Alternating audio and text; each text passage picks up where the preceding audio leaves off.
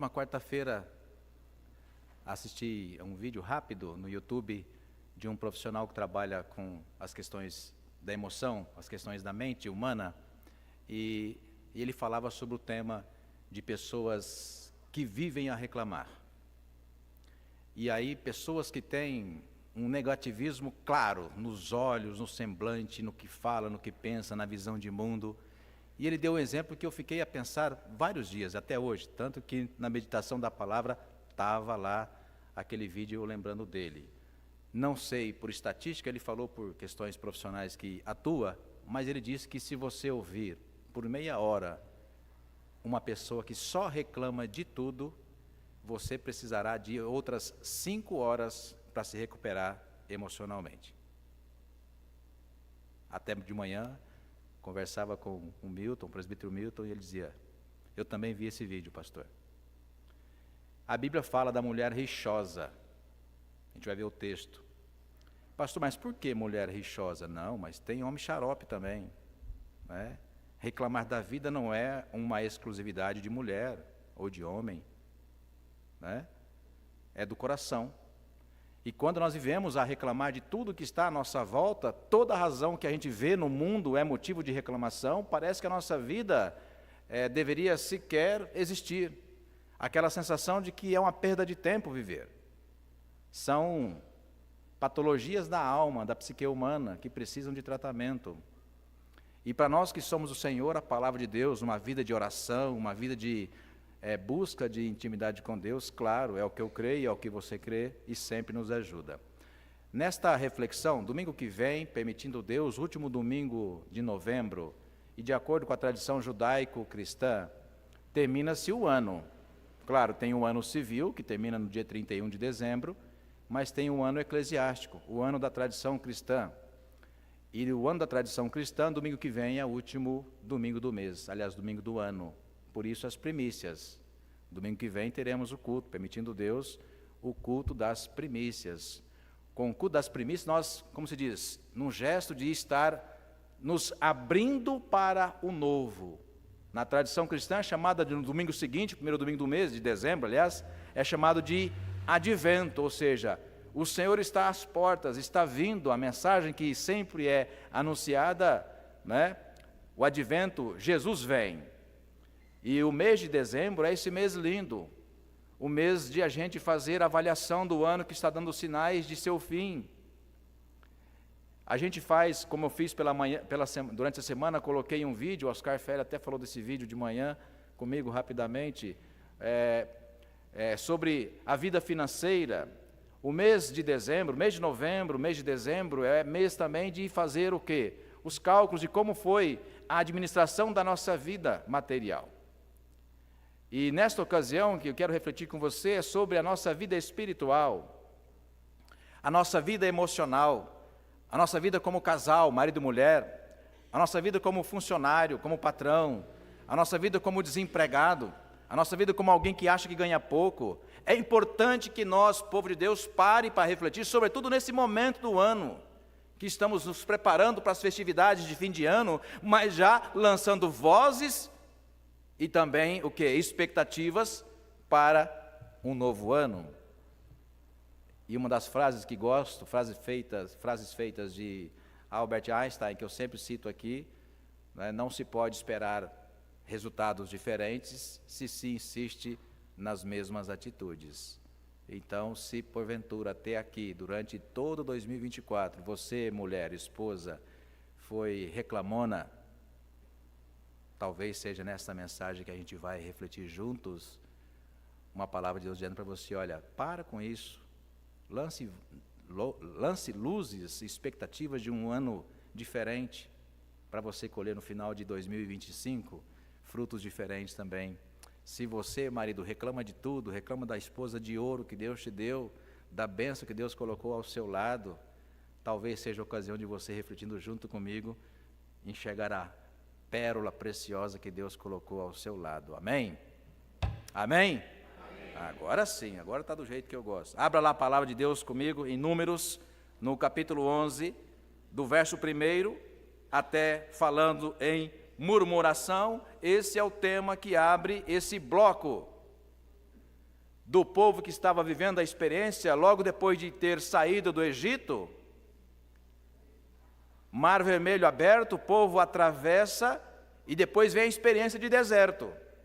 A palavra deserto lembra, sim, escassez, aridez, sol escaldante, lembra poucos recursos, tempo difícil, tudo isso. E a Bíblia diz que o povo passou 40 anos no deserto. Então o título que abre o capítulo 11 desse bloco da palavra em Números, as murmurações dos israelitas, mas que também poderiam ou podem ser as nossas. Você encontrou Números 11, amém? Verso 1, seguindo até o verso de número 10.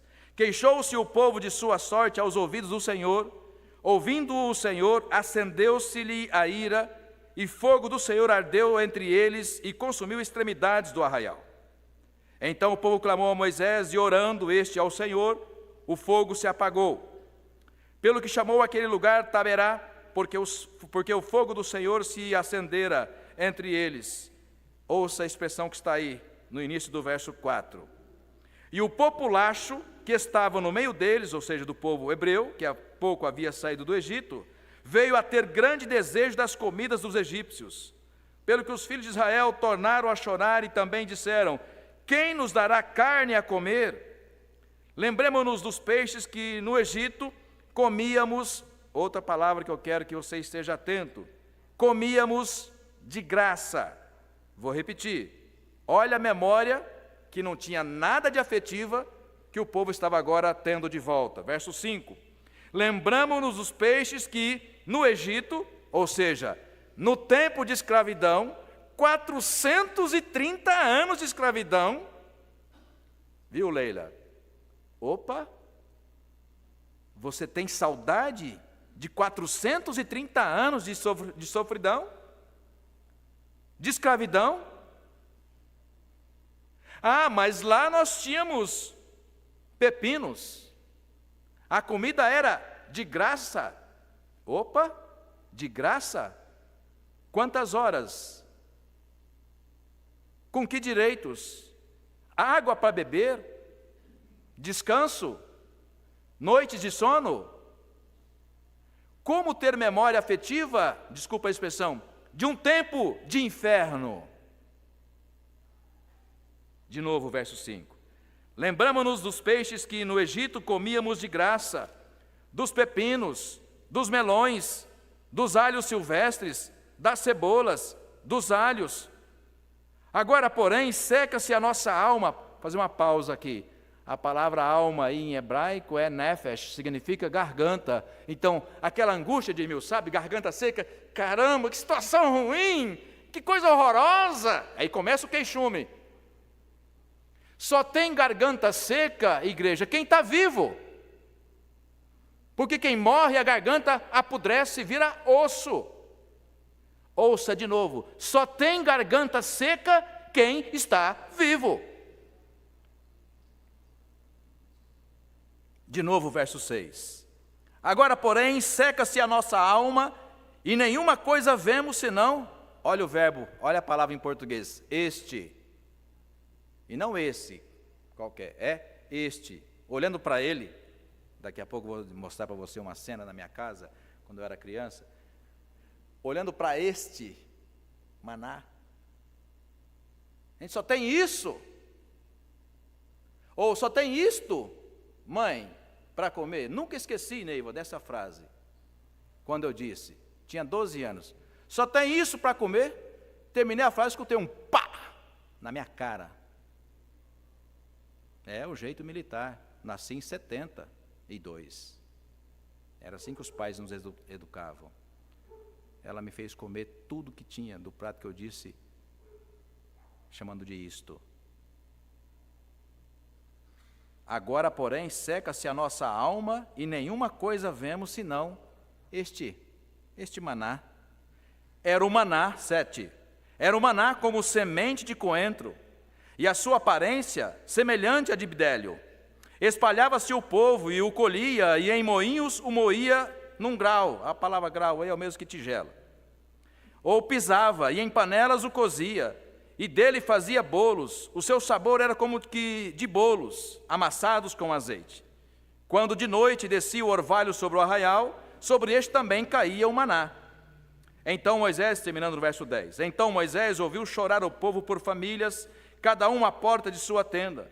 E a ira do Senhor grandemente se acendeu e pareceu mal aos olhos de Moisés. Ou seja, isso não vai dar bom. Essa atitude desse povo que reclama de tudo, que murmura sempre.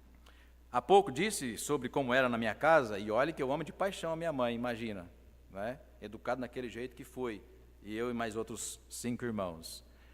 Claro, filho de crente, tem muitas coisas que não se pode fazer na casa de crente. Como vocês sabem, muitos de vocês, talvez a maioria, também nasceu num lar crente.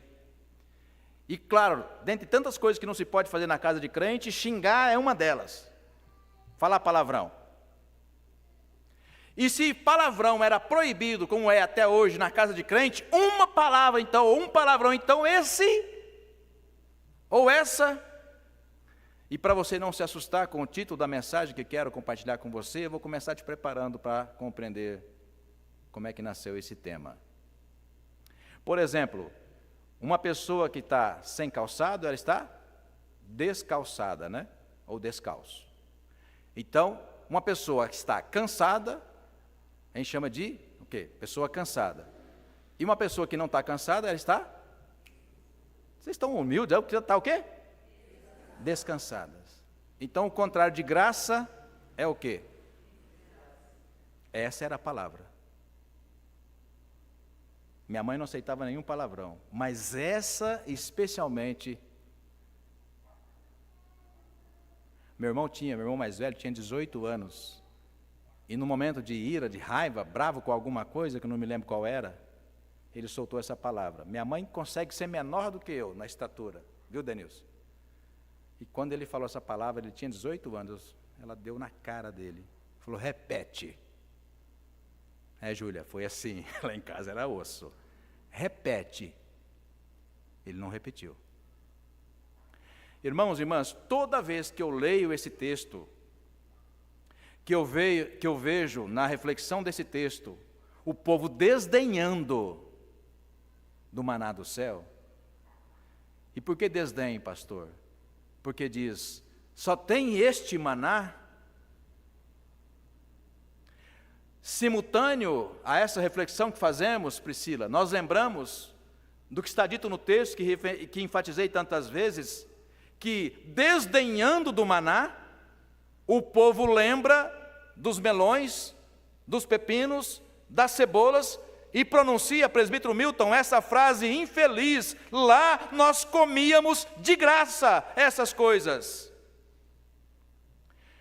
O título desta mensagem é Confundindo Graça, que é o maná, com a desgraça, que é a comida do Egito. Se há um lugar onde não havia graça, era na escravidão do Egito. Mas quando nós, irmãos e irmãs, passamos a desenvolver hábitos de não olhar à nossa volta as bênçãos que cotidianamente, Halisson, Deus tem jorrado sobre nós, o seu povo, adquirimos hábitos ruins. Quais sejam? De reclamar de tudo. O autor de Eclesiastes, tido como Salomão, disse, é melhor ser um cão vivo do que um leão morto. Por mais sofrimento que seja, ou que esteja, de repente, passando, que você esteja passando, estar vivo ainda é um privilégio. Você crê isso? Amém? Amém?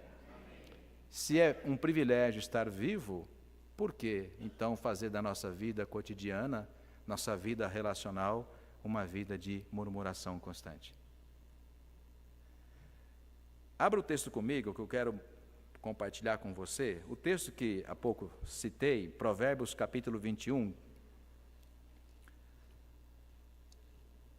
Provérbios no capítulo 21.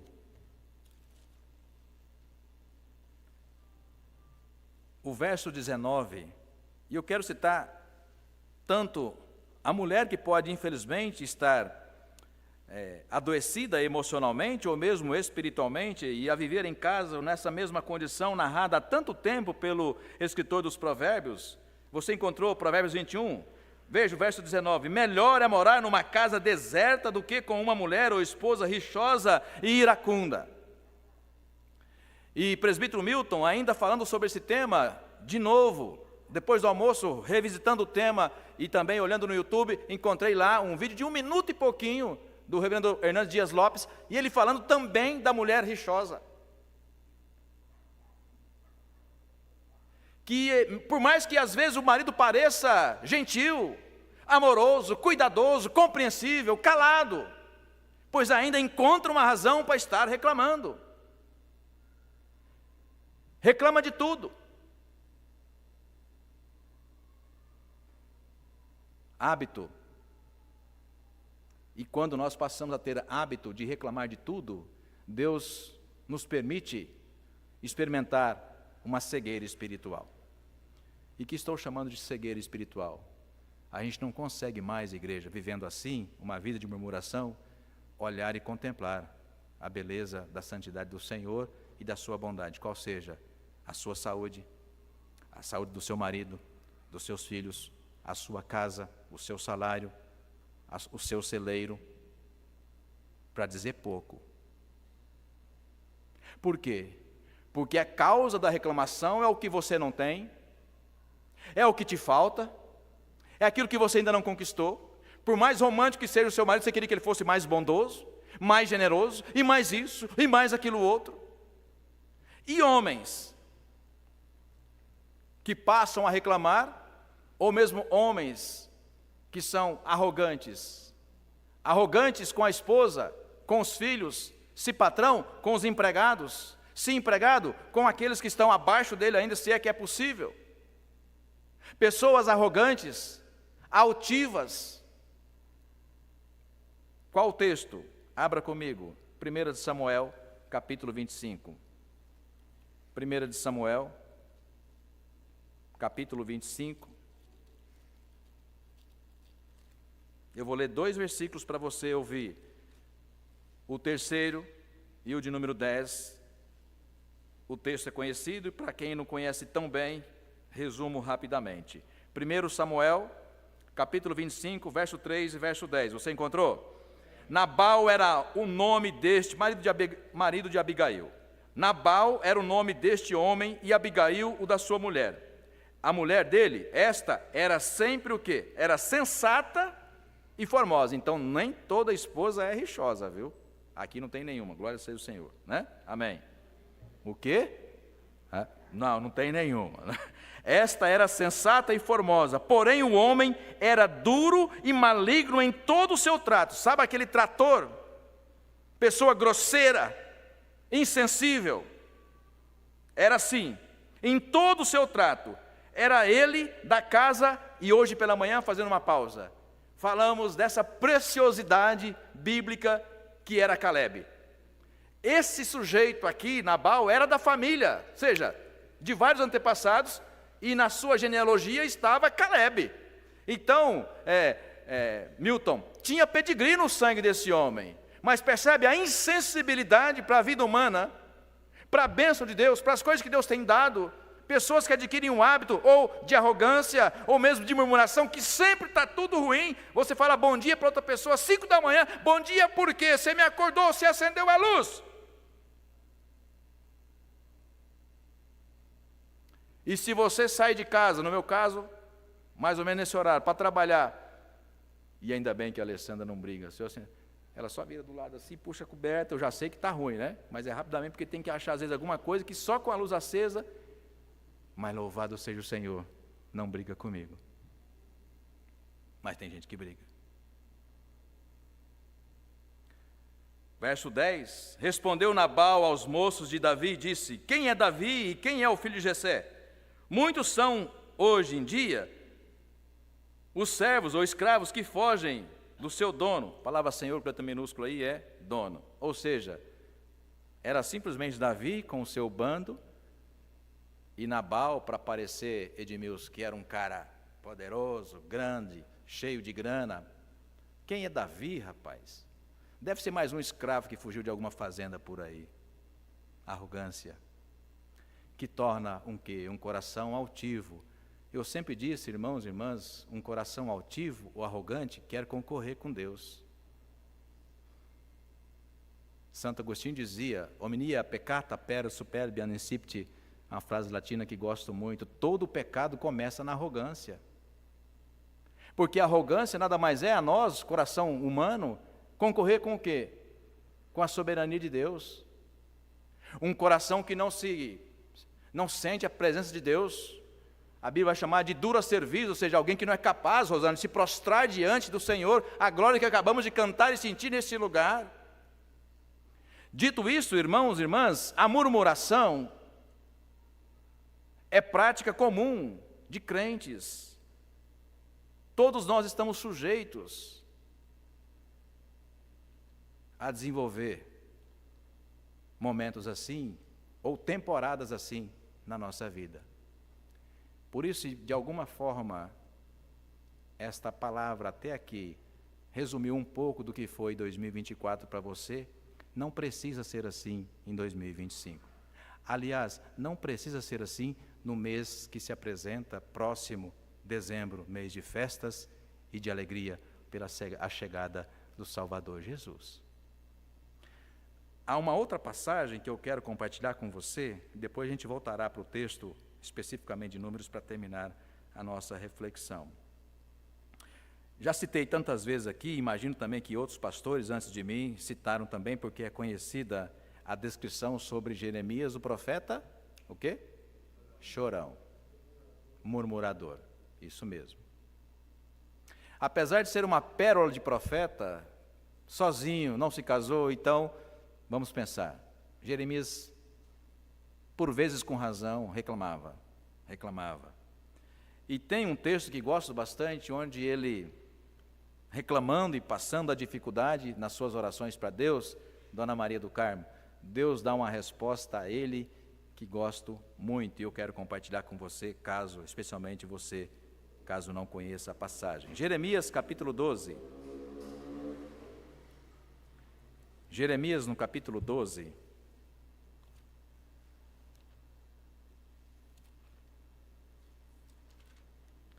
Eu vou ler apenas 2 versículos. O 5 e o 6. Você encontrou? Jeremias 12, 5 e 6. Amém? A palavra fadiga aí é o mesmo que cansaço, né? Você poderia pensar, estressado, mas que ano terrível, meu Deus do céu, eu não vejo a hora que termine esse ano. Tem gente assim, né? Verso 5. Se te fadigas ou te cansas correndo com homens ou contra homens que vão a pé, como poderás competir com os que vão a cavalo? Se em terra de paz, se acha que está sendo perseguido, não te sentes seguro, que te farás então na floresta do Jordão, ou seja, lugar de guerra? Se você está correndo contra alguém que tem as mesmas condições que você, é isso que Deus está falando para ele, Dona Isabel Bronzatti. Se você está reclamando por correr contra alguém que corre com as mesmas pernas semelhantes a que você tem, com as mesmas condições, e se você tivesse que correr contra alguém que está montado a cavalo? Se num tempo de paz, num lugar de paz, você se sente perseguido, imagina se você estivesse na Ucrânia, ou lá em países da África, ou na Coreia do Norte.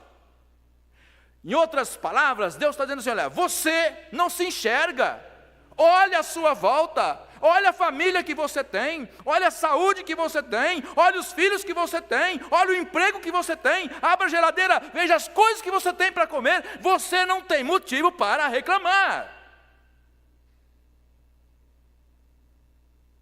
E no verso 6, ele diz, porque até os teus irmãos e a casa de teu pai, eles próprios procedem perfidamente contigo, eles mesmos te perseguem com fortes gritos, não te fiz, ou seja, não confie deles ou neles, ainda que te digam o quê? Coisas boas. O que ele está dizendo aqui também? O que isso quer dizer?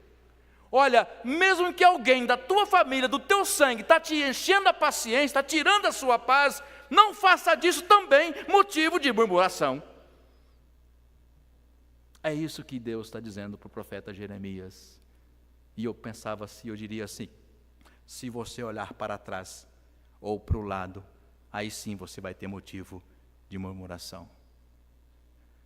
Eu tive um pastor na minha adolescência que dizia: você acha que está ruim para você? Vai na UTI do hospital da sua cidade, começa a visitar.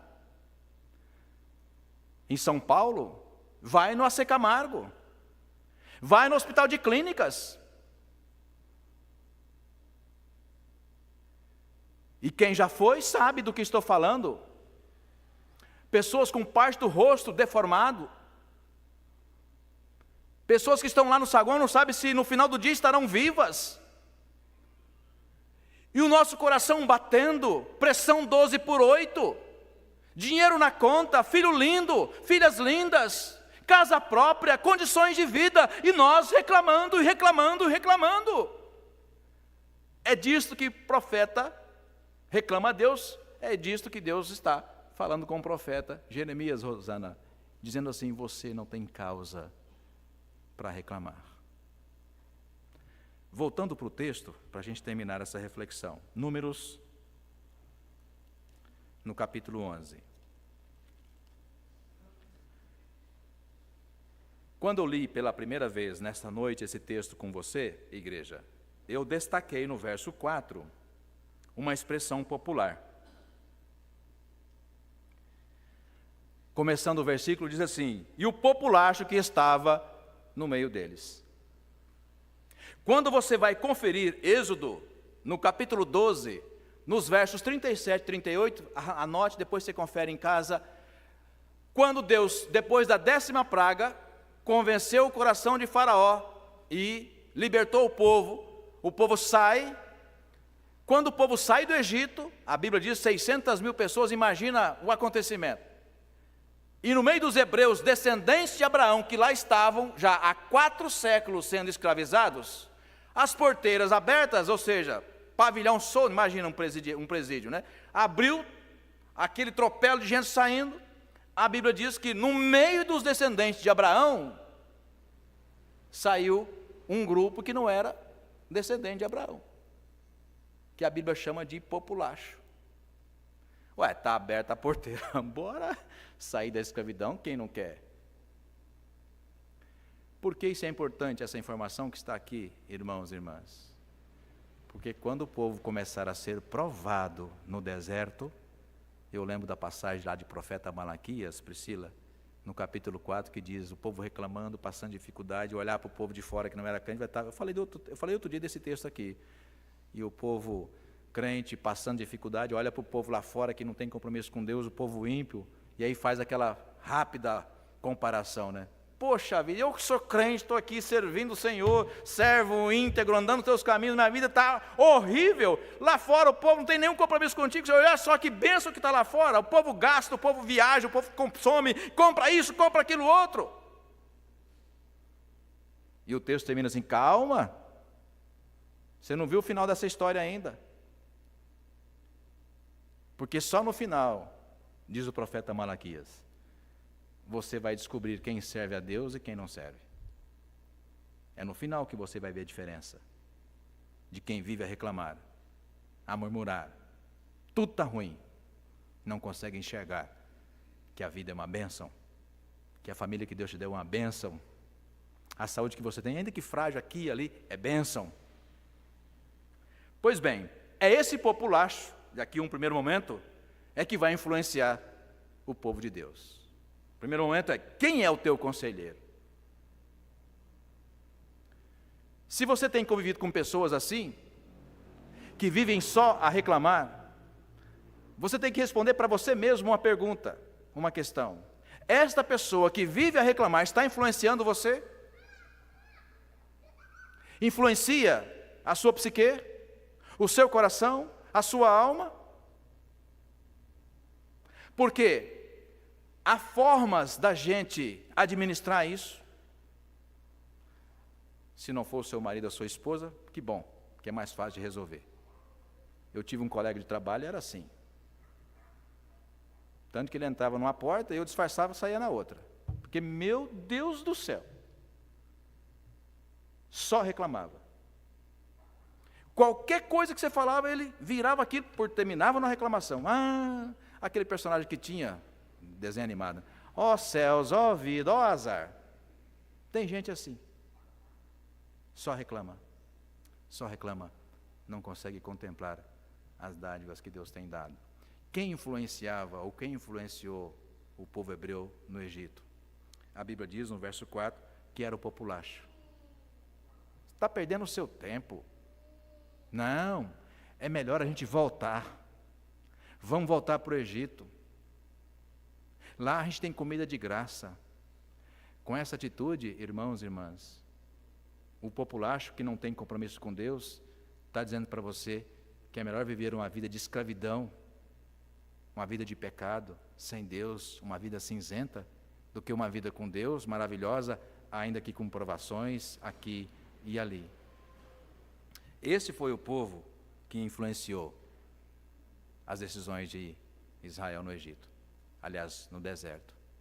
Começa a reclamar, e reclamar, e reclamar, e reclamar, e não consegue perceber o caminho de buraco que estava entrando. Tanto que, como falamos pela manhã, das 600 mil pessoas que saíram, depois de 40 anos ou 45 anos, apenas 2 famílias chegarão na Terra Santa. Por que você acha que foi assim? Um povo que, deixando de ouvir a voz de Deus, passou a dar prioridade à voz de Satanás, de pessoas doentes da alma, pessoas sem compromisso com Deus.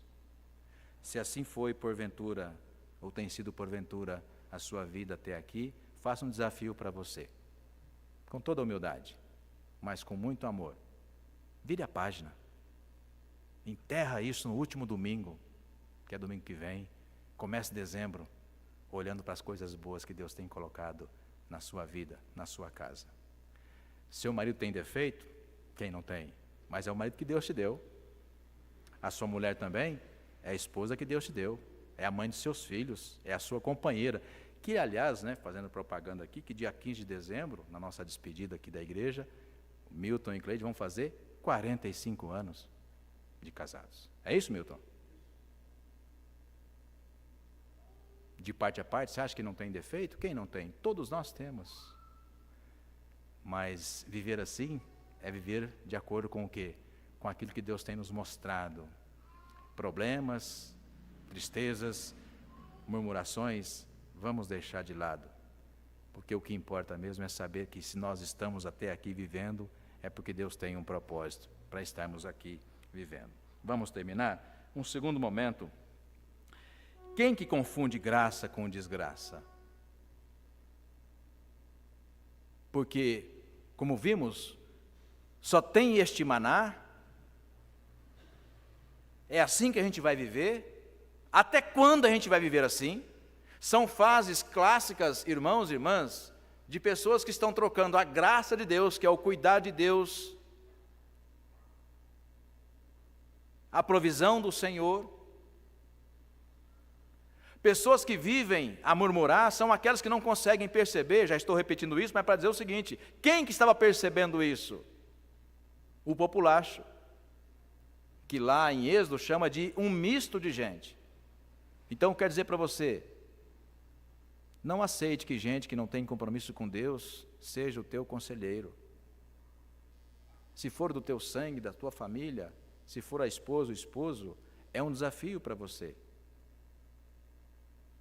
Sem que ela saiba, eu costumo dizer isso, em vez de reclamar também, sem que ela saiba se era sua esposa, se você acha que a sua esposa é rixosa, sem que ela saiba, faça um jejum por ela. Mas não pode falar para ela, senão você vai provocar mais rixa ainda.